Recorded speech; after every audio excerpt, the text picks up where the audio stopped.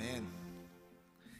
오늘 우리가 함께 읽은 이 본문을 보면 사도 바울이 이 노년에 접어든 그 자기 일생에 대한 이 고백의 말씀으로 우리가 볼 수 있습니다.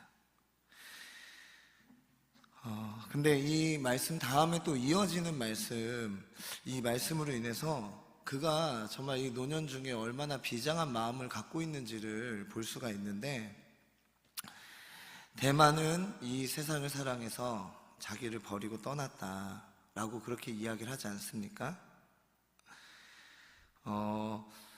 여러분, 이게 바울과 데마의 굉장히 대조적인 모습으로 이제 성경은 이렇게 나타내고 있는데요.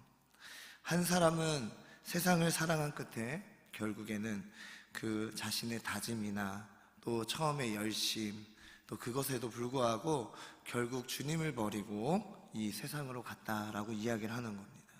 그런데 이 사도 바울은 어떻습니까? 선한 싸움을 계속했고 신앙의 길을 끝까지 달려왔어요. 그리고 이제 하나님의 상을 기다린다라고 그렇게 고백을 하고 있는 거죠. 이러한 점을 봤을 때 이 사도 바울의 고백이 굉장히 장엄하게 느껴지지 않습니까? 우리 여기 앉아 계신 여러분들도 우리 일생을 살아가시면서 이러한 고백 하나쯤은 남겨야 되지 않겠습니까? 사도 바울을 비롯해서 이 성경 속에 나오는 인물들, 성경에 등장하는 이 하나님의 종들을 우리가 살펴보면 이 종들이 추구하는, 하나님의 종들이 추구하는 것은 이 땅에 있는 것이 아니었어요. 그것은 하나님이 주시는 의의 면류관, 또 승자의 면류관, 이런 것들을 이 하나님의 종들은 추구하면서 살아왔습니다. 사도 바울은 하나님께서 이긴 자에게 주시는 그 상을 자기의 이 인생의 목적으로 삼고 살아왔어요. 그렇죠? 그가 추구한 삶은 이 세상에서 그리스도를 위해서 가장 많이 수고하고 또 그리스도를 위해서 가장 많이 고난을 받는 자가 되는 것, 바로 이것이 자신의 인생의 목표였고 그 길을 끝까지 달려갔다는 것이죠. 그가 이렇게 소원했던 이유는 다른 데 있지 않았습니다. 바로 주님 앞에 서는 그날, 주님 앞에 서는 그때에 주님 앞에서 충성된 자로 정말 이렇게 불려지고 또 이로 인해서 하나님이 주시는 최고의 상과 영광을 받기를 원했기 때문이죠. 그가 그의 인생을 이렇게 살아온 이유는 다른 데 있지 않았어요. 그래서 이 땅에서 편하게 살기보다는 충성스럽게 살기를 원했죠. 그리고 남들보다 더 많이 주의 일을 하기를 바랬습니다. 그 이유는 주님 앞에 섰을 때 주님이 주시는 그 상을 받기 위함이었죠. 사도 바울이 오늘 본문의 말씀에서 나는 하나님이 주시는 이 의의 면류관을 사모한다 라고 말한 것은 그가 어디에서 얘기했는지도 굉장히 중요한 거예요. 어디서 얘기했냐면 바로 로마의 감옥에서 그가 갇혀 있고 이제 사형을 앞둔 상태, 이제 곧 인생이 끝날 그때의 그 순간에 그의 고백이 나왔다는 거죠. 그러니까 자기의 죽음을 앞두고 나의 죽음을 내가 알고 있고 또 다른 사람도 알고 있고 그런 상황에서 이러한 고백을 했다는 것입니다. 바로 이때, 바로 이 위기의 때 자신은 나는 하나님의 상을 받기를 원한다, 이런 얘기를 한 거예요. 난 다른 걸 바라지 않아. 하나님이 준비한 그 상을 받기를 바란다, 그렇게 얘기를 했다는 것이죠. 이것은 자기 마음속에 있었던 자기의 한평생의 소원이 나타난 거나 다름없어요. 여러분들 그런 얘기 많이 듣지 않습니까? 위기의 순간, 아주 극한의 상황, 이때 인간은 자기 내면에 있는 모습이 드러난다고 하지 않습니까? 그렇죠? 이런 얘기 많이 들어보지 않았어요? 그 위기의 순간, 마지막 순간에 내 마음속에 어떠한 욕망이 있는지, 또 죽음을 직전에 그것이 반드시 드러난다라고 이야기하지 않습니까? 이러한 점으로 봤을 때 이 사도 바울의 고백은 한순간에 자신의 감정이 막 격분해가지고 드러낸 그런 말이 아니라는 거예요. 그냥 해본 소리가 아니라 이제 인생도 끝났는데 뭐 이런 얘기 한 번쯤은 남겨야지 라고 생각해서 했다는 그 얘기가 아니라는 것이죠. 자기 일생을 지배했던 그 마음, 자기 마음 속에 있었던 간절한 소원, 이것이 지금 이 말 가운데 드러났다라는 것입니다. 여러분들은 이 한평생 무엇을 추구하면서 살아가고 있습니까? 내 인생 속에서 어떠한 일이 이루어졌으면 좋겠어요? 우리들은 누구나 다 딱 한 번의 인생을 살아가지 않습니까? 그 인생 가운데 여러분들이 추구하는 것은 무엇입니까? 이 사도 바울의 말과 같이 이제 곧 우리도 육신의 장막이 무너지고 주님 앞에 서게 될 그날이 찾아옵니다. 그때 나는 내 삶을 돌아볼 때 무엇을 이루었다 이렇게 말할 수 있겠습니까? 어쩌면 지금은 이 내 마음속에 있는 진실들이 드러나지 않을 수도 있어요. 충분히 위장할 수도 있고요, 숨길 수도 있습니다. 그런데 언젠가 한 번쯤은, 언젠가 한 번은 하나님 앞에서 내 마음속에 있었던, 내가 일평생 간직하고 소원하고 꿈꿔왔던 그 마음 있지 않습니까? 이 마음을 우리가 분명하게 보게 될 그날이 와요.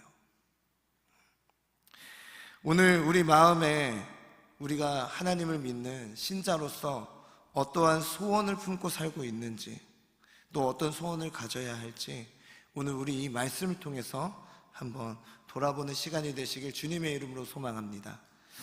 오늘 이 말씀 가운데 나오는 인물, 제가 대표적으로 얘기하고 싶은 인물 두 사람이 있어요. 바로 한 사람은 바울이었고 또 한 사람은 세상을 사랑한 데마입니다.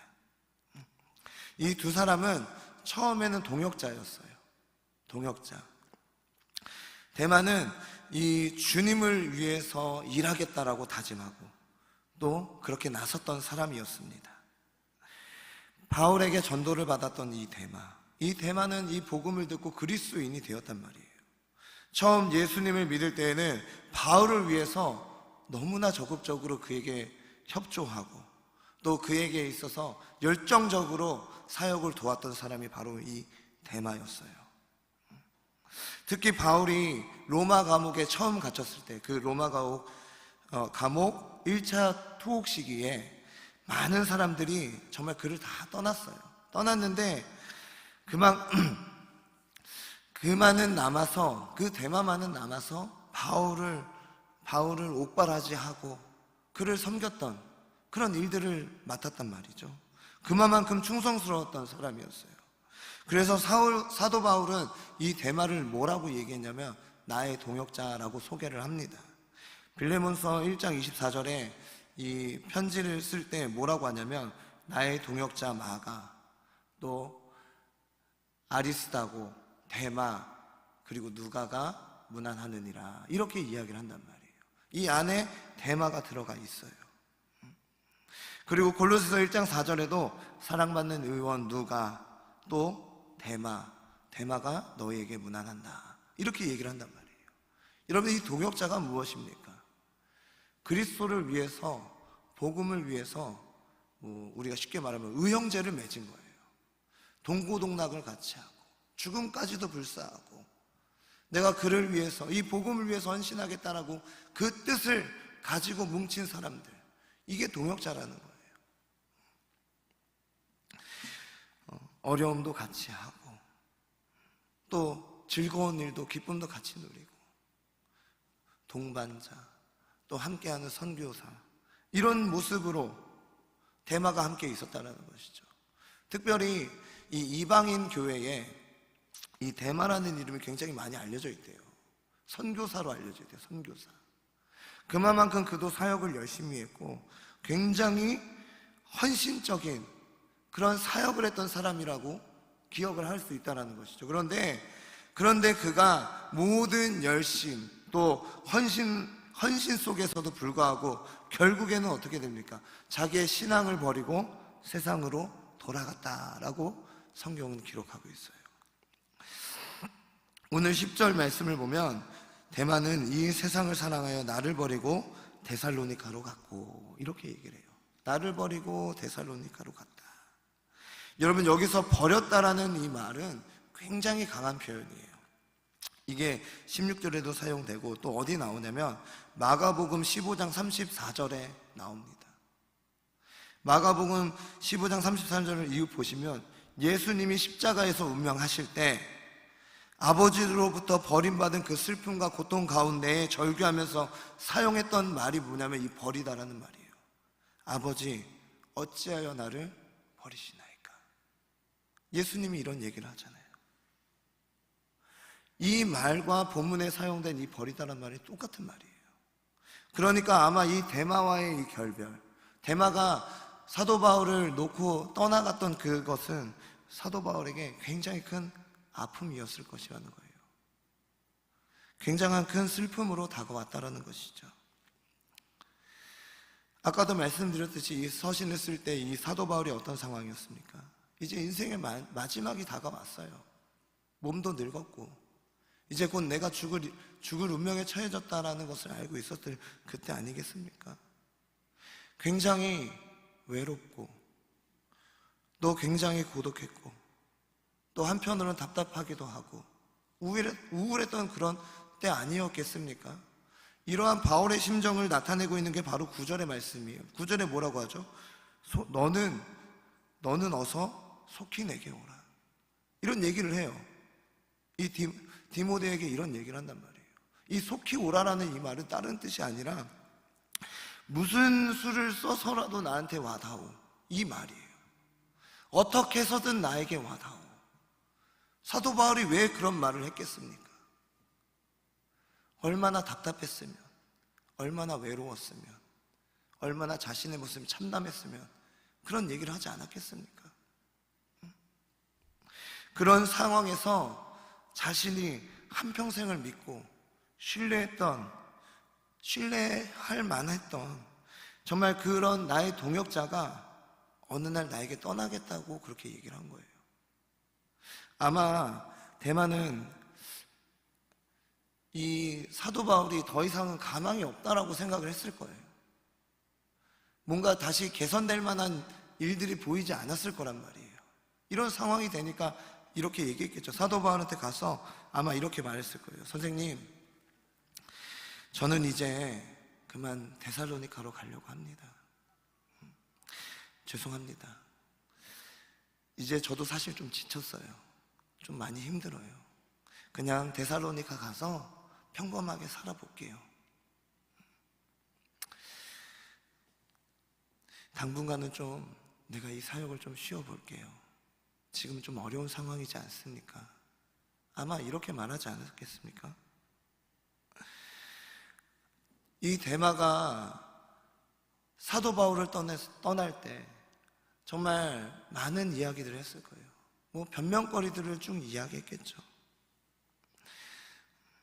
뭐 이제 좀 쉬고 싶다. 아니 나 그냥 좀 이제는 이런 사역을 잠깐만 내려놓고 조금만 좀 평범하게 그냥 나 혼자서 기도하고 또 말씀 보고 그렇게 좀 살아볼게요. 잠깐만 이렇게 내 인생을 좀 조금만 내려놓을게요. 이렇게 얘기했을지도 몰라요. 근데 여러분들 결국에 데마가 떠난 이유를 성경에서 뭐라고 이야기하고 있습니까? 다른 이유를 말하지 않아요. 세상을 사랑했다라고 얘기해요. 그 어떤 변명 가운데서도 결국 이 성경의 기록 속에는 뭐라고 남냐면 그가 세상을 사랑했다예요. 여러분, 신자가 이 땅에 있는 동안에 하나님의 평가를 받게 됩니다. 그렇죠? 근데 신자가 절대 받아서는 안 되는 평가가 있는데 바로 그게 뭐냐면 그가 세상을 사랑했다라는 그런 평가예요. 이것보다 무섭고 비참한 말은 우리에게 다른 말이 뭐가 있겠습니까? 우리가 일평생을 살고 나서 하나님 앞에 딱 섰어요. 주님, 이제 제가 왔어요. 네, 주님께서 저를 보고 그러는 거예요. 그래 준태야, 근데 너는 세상을 사랑했구나. 이런 얘기를 한다면 얼마나 비참하겠습니까? 이런 말을 우리가 듣고 살아야 되겠습니까? 여러분들은 하나님께 어떠한 평가를 받기를 원하십니까? 하나님께서 우리가 하나님 앞에 섰을 때 그래 왔어? 하면서 뭐라고 얘기해 주시길 바라세요? 사도 바울이 성경 가운데 데마에 대한 평가를 그가 세상을 사랑했다라고 쓴 그 기록은 여러분들 그저 그 당시의 감정에 휩싸여서 쓴 기록이 아니에요. 성경에 나온 그 한 인물에 대한 이야기, 그 평가 있지 않습니까? 그것은 그 사람에 대한 참된 평가예요. 다른 말로 설명할 수가 없습니다. 이 데마가 세상을 사랑해서 떠났을 때, 정말 박해나 어려움이 닥쳤을 때, 그때 세상을 사랑해서 떠난 거 아니겠습니까? 세상 속으로.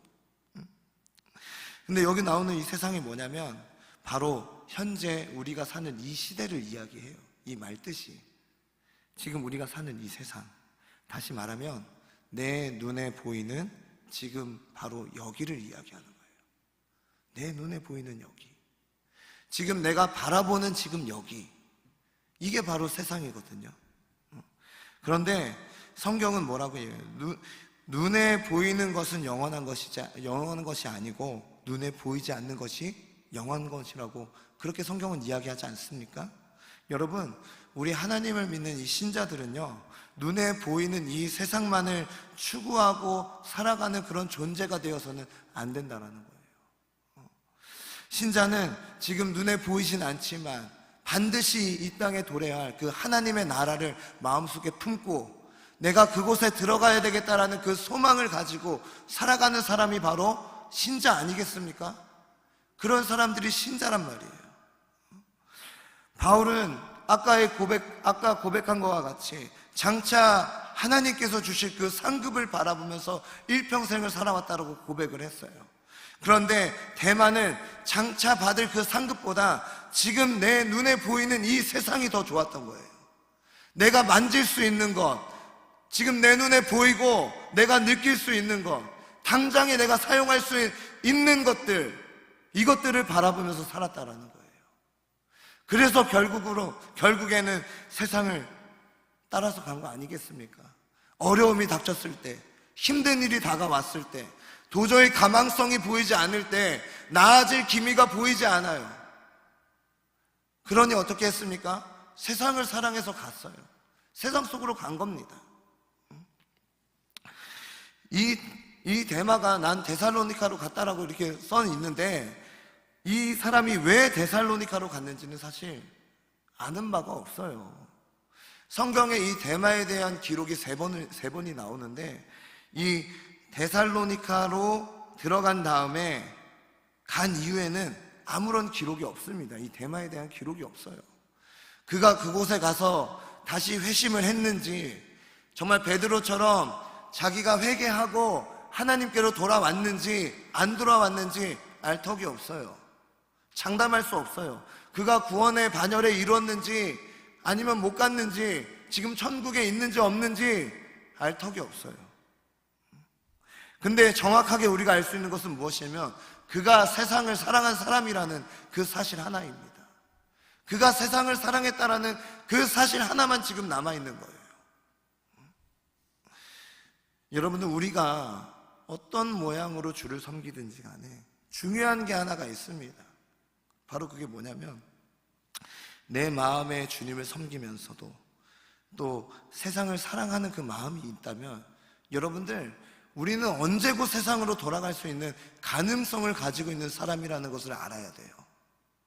내가 주님을 어떤 모양으로 섬기든지 간에, 얼마나 열심을 다하든지 간에 내 마음속에 조금이라도 세상을 사랑하는 마음이 있으면 그 마음 때문에 주님을 버릴 수도 있다는 그 사실을 기억해야 된다는 것입니다. 가장 중요한 것은 내 마음이요. 내 마음. 내 마음에 무엇이 있는지가 가장 중요한 거예요.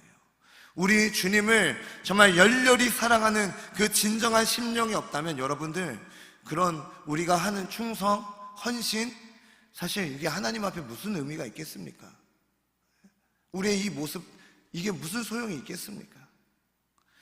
요한일서 2장 15절의 말씀을 우리 한번 읽어보도록 하겠습니다. 우리 같이 한번 읽어보겠습니다. 시작.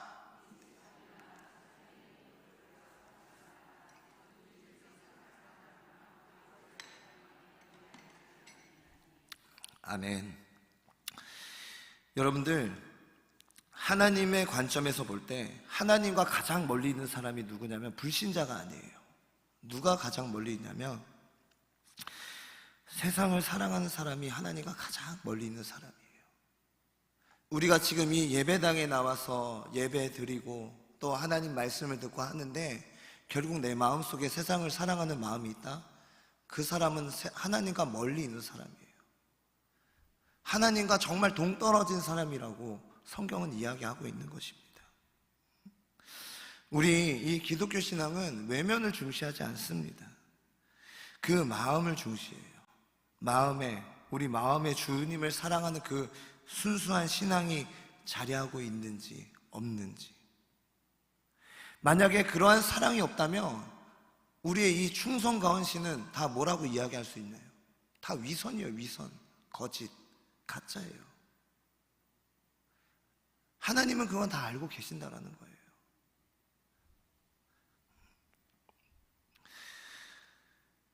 우리가 주님의 교회를 섬긴다고 섬겼는데 주님의 교회를 섬길 때 내 마음속에 무엇이 있는지를 한번 돌아봤으면 좋겠습니다. 하나님을 향한 사랑이 내 안에 있는지, 아니면 세상을 사랑하는 그 마음이 내 안에 있는지, 이것들을 우리가 계속해서 점검해 봐야 된다라는 것이죠. 특별히 우리 교회에서 직분을 맡길 때, 또 어떠한 일을 할 때 참 그런 일들을 우리가 권면하고 또 권할 때가 있지 않습니까? 저희 사역자들이 뭐 연락을 드리든지 만나가지고 우리 권사님, 집사님 이번 특별 새벽 예배 때 꼭 나오셔서 기도하셔야 돼요, 이런 얘기도 하고, 또 올해는 교사로 또 찬양단으로 꼭 섬겨주세요, 이런 얘기를 할 때 사람들이 좀 뭐라 그러죠? 저희 성도님들은 그나마 그래도 막 이제 충성하고 막 이제 그럼요 제가 하겠습니다 이렇게 하시는데, 그렇지 않은 경우가 많다고 해요. 그렇게 안 할 때 보통은 이 회피할 때 뭘 얘기하냐면 내 어려운 사정들을 많이 얘기합니다. 지금 내 사정이 어떻고, 직장이 얼마나 힘들고, 내가 출근을 몇 시에 하고 퇴근을 언제 하고, 주일에는 또 뭘 해야 되는지, 이런 얘기들을 많이 해요. 그런데 성경을 보면요, 상황이 우리의 헌신을 좌우한다라고 얘기하지 않아요. 지금 내 상황 때문에 하나님을 헌신할 수 있고 하나님의 일을 할 수 있고 없고, 우리가 기도할 수 있고 없고, 이런 얘기가 성경 속에 나옵니까? 그렇지 않아요. 그걸 좌우하는 게 뭐냐면 바로 하나님을 향한 나의 마음이에요. 그게 내 헌신을 좌우하는 거예요. 내 이 신앙의 자리를 좌우하는 게 뭐냐? 주를 향한 내 사랑의 마음이라는 사실이에요. 여러분들 이걸 잘 기억하셔야 돼요. 그래서 내 마음에 주님을 사랑하는 마음이 있을 때 무언가를 권하면 뭐라고 합니까? 아멘, 그렇습니다, 제가 해야죠, 그럼요, 기도해야죠, 다 이런 말들이 나오는 거 아니겠습니까? 오늘 내가 앞으로 어디로 갈지, 또 내가 어떤 삶을 살아갈지는 내 마음속에 있는 이 소원을 보면 되거든요. 내 소원에는 나의 미래가 있다라고 생각하시면 돼요. 여러분들, 이것보다 더 정직한 진실은 사실 이 세상에 없습니다. 오늘 내가 꿈꾸고 있는, 또 무의식 중에 떠올리고 있는 이 상상, 그리고 또 우리 잘 때마다 또 떠올려보는 일들 있지 않습니까? 내 마음속에 염원하는 것이 무엇인지를 잘 생각해 보셔야 돼요. 그게 바로 내 미래의 자아상이에요. 여러분들은 그 마음속에 뭐가 있습니까? 혹은 마음속에 횡재하기를 바라고, 또 출세하기를 바라고, 또 편안하게 사는 것, 향락을 누리고 쾌락을 누리는 그런 소원을 갖고 있잖아요. 그런 소원을 갖고 있다면 여러분들 지금 내가 하고 있는 이 경건의 모든 훈련들은 아무런 소용이 없다는 사실을 반드시 기억해야 돼요. 내 마음속의 소원이 무엇인지를 정확하게 알고 그 소원이 다른 헛다리를 짚는 소원이 아니게 되게끔 여러분들 그것을 우리가 훈련하고 또 잘 바로 잡아야 된다는 사실을 기억하시길 바랍니다. 대마와 같은 신앙은 오늘날로 얘기하면 교회가 어려워지고 또 상황이 어려워지면은 교회를 떠나는 사람들, 이런 사람들을 이야기하고 있어요. 여러분들 사실 이 신앙생활이라는 게 저도 계속 누누이 얘기하지만 결코 쉬운 일이 아니에요. 그냥 신앙을 버리고 사는 게 더 쉬울지도 몰라. 정말이에요. 어떻게 신앙생활을 쉽게 할 수 있겠습니까? 어렵죠. 힘들죠.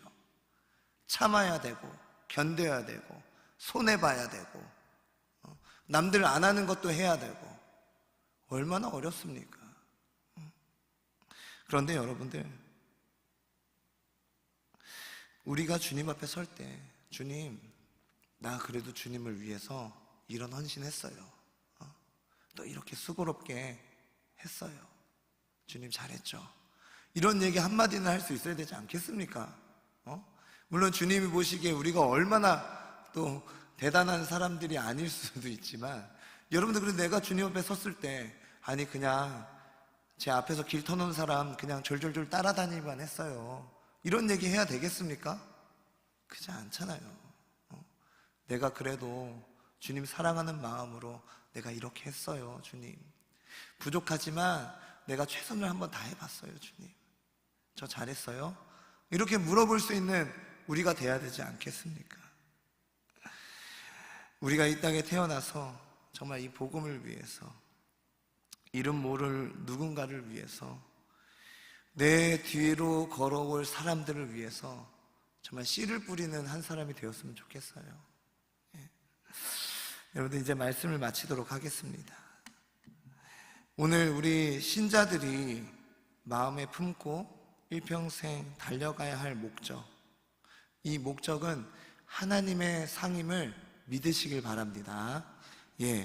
어떠한 일을 하든지 간에 정말 우리가 가정에서든 직장에서든 뭐 학교에서든 교회에서든 봉사하고 헌신할 때 우리가 추구해야 될 목적은 주님 앞에 서는 그날 주님이 주시는 그 상급을 바라보고 가는 거예요. 사람을 보는 것이 아니라 다른 뭐 내 상황과 환경 이런 게 아니에요. 지금 눈에 보이진 않지만 반드시 주실 그 하나님의 상급을 바라보고 정말 하나님을 사랑하는 마음으로 주님 앞에 헌신하는 저와 여러분들이 되시기를 주님의 이름으로 축원합니다.